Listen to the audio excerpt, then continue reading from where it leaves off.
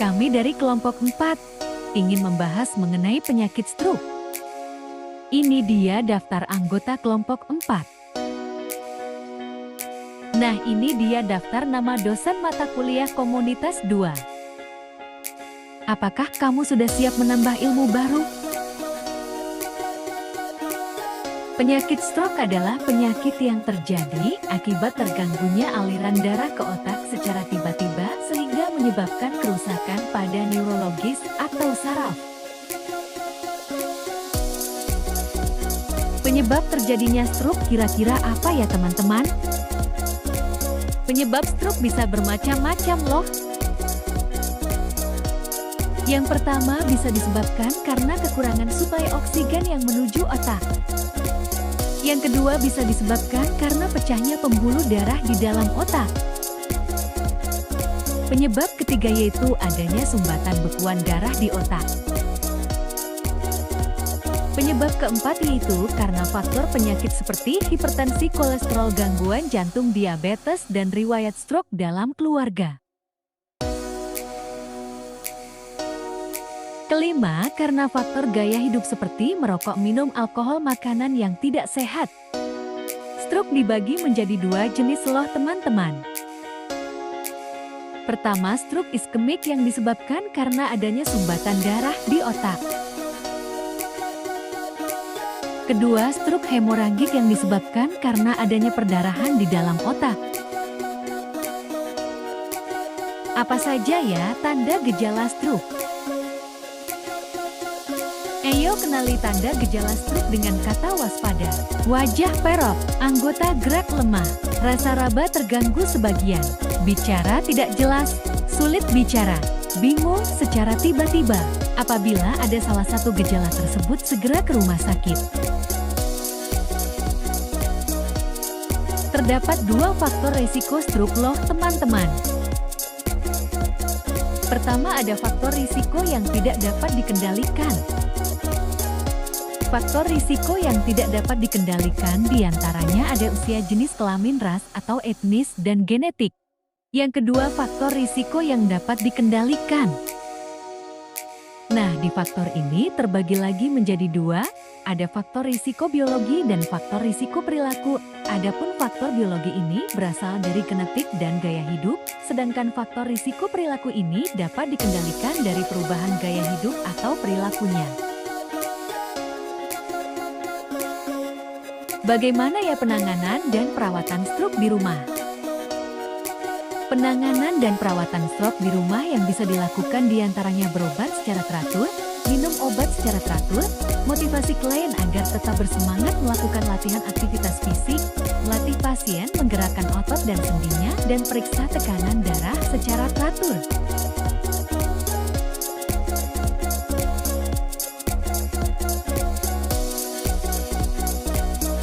Kira-kira apa ya yang harus dilakukan untuk mencegah terjadinya stroke? Mencegah stroke dapat dilakukan dengan berbagai cara, yaitu tingkatkan konsumsi sayuran dan buah, hindari asap rokok, berolahraga secara teratur seperti aerobik minimal 3 kali dalam seminggu, cek kesehatan secara rutin, dan kurangi makan makanan asin dan garam. Pada pasien stroke, makanan seperti apa sih yang dianjurkan untuk dikonsumsi?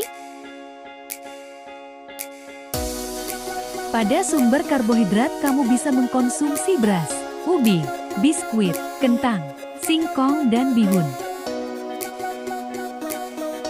Pada sumber protein hewani, konsumsi daging sapi, daging ayam, ikan, telur, dan juga susu. Pada sumber protein nabati, konsumsi kacang-kacangan atau sejenis olahannya seperti tempe dan tahu. Sayuran yang bisa dikonsumsi yaitu bayam, wortel, kangkung, kacang panjang, labu sayem, dan tomat. Buah-buahan yang bisa dikonsumsi yaitu pisang, mangga, pepaya, semangka, jambu, biji, dan juga melon bisa juga berbentuk sebagai jus. Pada sumber lemak, konsumsi minyak kedelai, santan, ancer, minyak jagung, dan margarin dalam jumlah yang terbatas. Kira-kira makanan apa saja yang harus dihindari pada pasien stroke? Pada sumber karbohidrat, kamu harus menghindari mie, baking soda, dan kue-kue manis. Pada sumber protein hewani, kamu harus menghindari mengkonsumsi daging berlemak jeroan dan keju. Sumber protein nabati yang harus dihindari adalah kacang-kacangan yang diawetkan. Sayuran yang harus dihindari adalah sayuran yang mengandung gas seperti kembang kol, sawi kol, dan lobak. Pada buah, kamu harus menghindari durian, nangka, dan buah kalengan. Sumber lemak yang dihindari berasal dari santan kental dan goreng-gorengan. Ini dia beberapa latihan ringan untuk penderita stroke yang bisa dilakukan di rumah. 1. Meremas kertas. Meremas kertas bermanfaat untuk melatih otot bahu dan juga melatih keterampilan motorik halus pada tangan. Ini dia langkah-langkah melakukan gerakan meremas kertas pada pasien stroke. Ambil selembar kertas untuk diremas. Saat meremas kertas, pastikan menggunakan kedua tangan secara seimbang dan jangan melakukannya dengan lengan yang tidak terdampak stroke. Selanjutnya, fokus terhadap pergerakan selama meremas kertas. Jangan angkat bahu seperti orang yang hendak membungkuk, tetapi posisikan bahu tetap turun dan tegak. Setelah meremas kertas, saatnya merapikan kertas itu kembali dan melakukan metode yang sama. Jaga tulang belika tetap ke bawah dan tegak, serta gunakan kedua tangan secara seimbang. 2. Melakukan sitting trunk rotation dengan duduk di atas kursi. Manfaatnya untuk meningkatkan kekuatan, stabilitas, fleksibilitas, dan mobilitas tulang belakang. Ini dia langkah-langkah melakukan sitting trunk rotation. Pertama-tama duduk tegak di kursi, lalu putar tubuh dan bahu ke satu sisi. Gunakan lengan untuk membantu memutar tubuh, ulangi dengan arah berlawanan maka akan merasakan regangan di bagian belakang tubuh. Ketiga, melakukan standing hip abduction. Manfaatnya berfungsi memperkuat otot pinggul dan kaki. Ini dia langkah-langkah melakukan standing hip abduction. Berdiri tegak menghadap meja atau permukaan stabil lainnya, lalu tangan dan kaki berada di posisi lurus, kemudian gunakan lengan untuk menopang tubuh di permukaan yang stabil.